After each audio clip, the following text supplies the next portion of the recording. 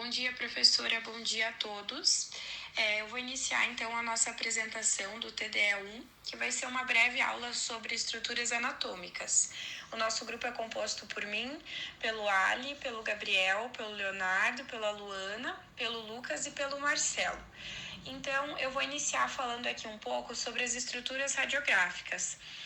Nós fotografamos 2 integrantes da nossa equipe, então eu vou dar destaque aqui no primeiro momento para a aluna do sexo feminino, de 20 anos, e eu vou destacar aqui 2 pontos radiográficos, que são o osso alveolar e a lâmina dura.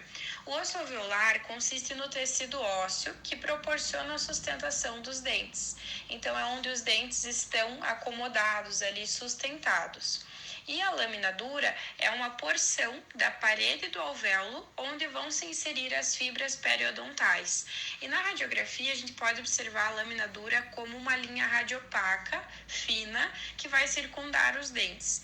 Então aqui a gente conseguiu radiografar os alunos e vocês podem notar que a gente tem a presença aqui no número 1 do osso alveolar e no número 2 da lâmina dura. Em seguida, nós vamos apresentar outros detalhes radiográficos também. Bom, eu vou falar um pouco sobre a gengiva livre. Essa parte da gengiva, ela se estende a partir da margem gengival e vai em direção apical até a ranhura gengival livre. Ela é de cor rósea, ela tem uma superfície opaca e ela é de consistência resistente. A gengiva livre, ela é aquela parábola que está bem próxima ao dente, é só aquela primeira partezinha da gengiva ali, onde a gente passa o fio dental. E ela é dividida em epitélio oral, epitélio do sulco e epitélio juncional, que a gente vai ver mais pra frente. Aí nós temos também a gengiva interdental. A gengiva interdental, ela é a união da gengiva palatina com a gengiva vestibular. Ela estabelece as relações de contato entre os dentes. Ela é ali a papila interdental. Então, ela é a união da gengiva inserida e da gengiva livre. Então, a gengiva interdental, ela tem partes onde ela é queratinizada e onde ela não é queratinizada. Por exemplo, abaixo do ponto de contato, não há queratina. E nessa imagem, a gente consegue ver aqui a gengiva livre, né, bem próxima ao dente, ali é só a parábola ao redor. E a gengiva interdental, que é o triângulozinho ali que representa a gengiva que está entre os dentes. Bom dia, pessoal. Vou falar sobre gengiva inserida. Observem essa imagem ali na região dos incisivos inferiores dessa paciente e podemos observar que naquela região quase não apresenta gengiva inserida visível, conseguindo observar uma mucosa vascularizada ao invés da gengiva inserida, que tem aquele aspecto rosa claro e esbranquiçado. A gengiva inserida, ela é limitada pela ranhura gengival apicalmente, estendendo-se até a junção bucogengival. E ela tem uma consistência firme, resistente e é firmemente ligada ao periósteo do osso alveolar subjacente. Mas o que é saudável, né? Qual que é o aspecto saudável para a gengiva? Então, aqui vem a famosa casca de laranja, né? Que a gengiva saudável, ela tem um aspecto pontilhado como uma casca de laranja. E esse aspecto pontilhado, ele é gerado a partir das fibras do conjuntivo, que deixam a gengiva com esse aspecto. A gengiva saudável. E uma gengiva que tem o aspecto de casca de maçã, ela é uma gengiva vermelha, ela tá ruborizada, ela tá edemaciada, ela tá com inflamação. Isso não é saudável. Então, o aspecto saudável é o de casca de laranja e o aspecto de inflamação é o casca de maçã. Bom dia a todos. Bom dia, professora Thelma, tudo bem? Então, vou falar um pouquinho para vocês a respeito do epitélio gengival. Ele é dividido basicamente em 3 partes: epitélio externo ou oral, epitélio do sulco e epitélio juncional. O epitélio oral, ele tem a função de proteção. O epitélio do sulco, igualmente, função de proteção. Já o epitélio juncional, ele possui inúmeras funções, dentre as quais uma importância muito grande na regulação da saúde tecidual.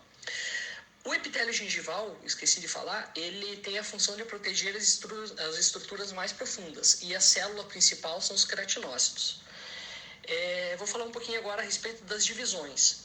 O epitélio do sulco, ou sulcular, ele está voltado para o dente, portanto ele não é queratinizado. Ele é rente ao dente, ele se solta e volta quando o fio dental é passado. É aquela partezinha mole que a gente consegue sentir clinicamente. Ele tem ausência de queratina e histologicamente ele é pavimentoso, estratificado e não queratinizado. O sulco clínico, né, que ele pode observar, ele tem de 1 a 3 milímetros.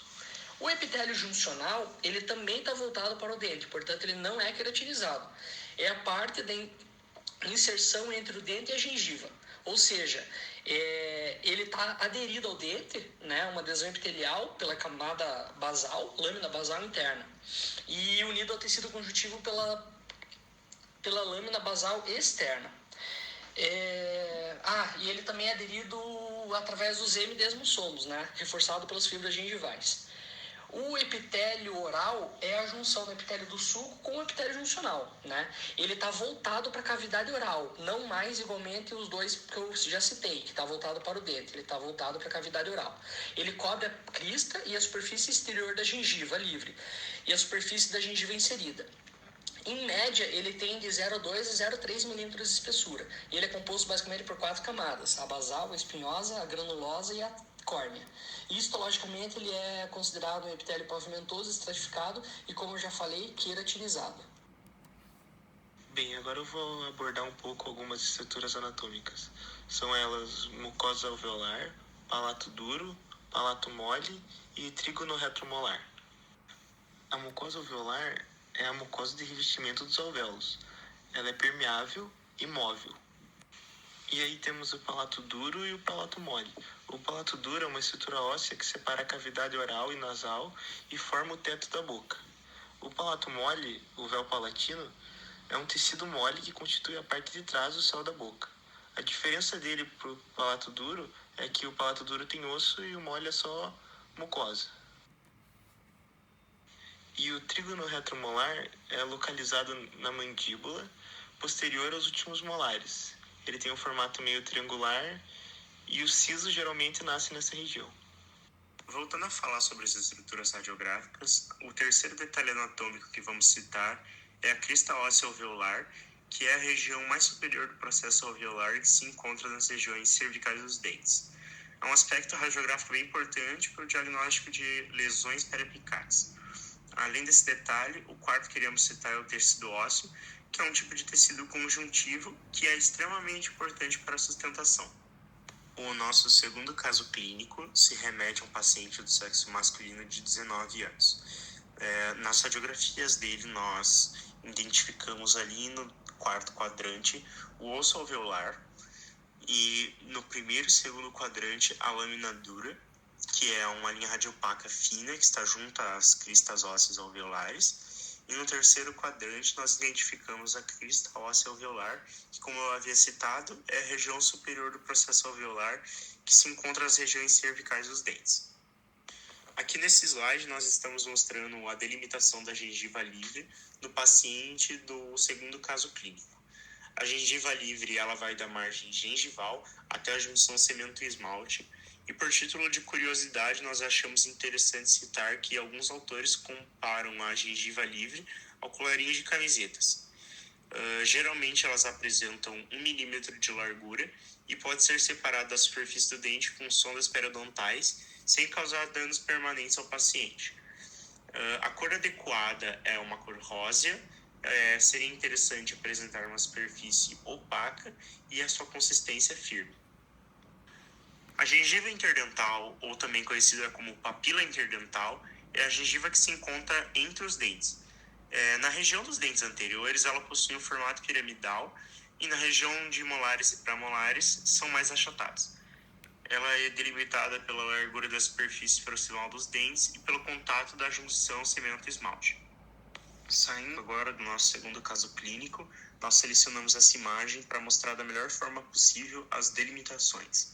Nela é possível ver a linha mucogengival, também a gengiva inserida, que está fortemente aderida ao periósteo devido às fibras colágenas, onde se encontra a junção mucogengival e a projeção externa do suco gengival, e também onde é possível perceber o aspecto da casca de laranja. Também nessa imagem é possível observar a delimitação exata da gengiva livre, que já foi citada anteriormente. Olá, agora eu vou falar das estruturas, o freio labial superior, o freio labial inferior, as pregas palatinas transversas e a carúncula sublingual. Bom dia, prof. Bom dia, turma. Então, vou começar falando do freio labial. Tem freio labial superior e freio labial inferior, e eles são responsáveis por delimitar a abertura do lábio, superiormente ou inferiormente. Em alguns casos, esse freio pode ter que ser removido para uma intervenção ortodôntica ou até estética, que se ele for muito grande, ele pode acabar causando uma abertura de um diastema ali na região dos incisivos centrais, inferiores ou superiores. As pregas palatinas transversas são aquelas linhas ali localizadas no palato duro. E quando a anestesia ela é infiltrativa no canal incisivo, ela entra nas pregas palatinas em direção aos nervos palatinos. Ela também, assim como as notas digitais da mão, elas são únicas em cada ser humano. Então, por exemplo, se acontece um acidente e tal, a pessoa não tem mais digital, pode ser identificado o corpo pelas pregas palatinas. A carúncula sublingual são duas. Tem uma do lado direito e uma do lado esquerdo, na parte inferior da boca. Ela está localizada no soalho ali e é bem difícil não ver ela, porque ela é bem grande, assim, comparado às outras estruturas. E ali, embaixo dela, é localizado o canal da glândula sublingual, que irriga a região do soalho da boca. Por fim, para finalizar nossa apresentação, nós juntamos um slide com todas as estruturas anatômicas citadas pelo grupo nessa apresentação. Então ali vocês podem observar a crista da papila interproximal, a papila interdental, o epitélio juncional, a gengiva livre, a gengiva inserida, o limite mucogengival, a mucosa alveolar, o cemento radicular, ligamento periodontal, né, que daí já vai fazer parte das aulas seguintes, que é o periodonto de sustentação, cemento, ligamento periodontal e osso alveolar.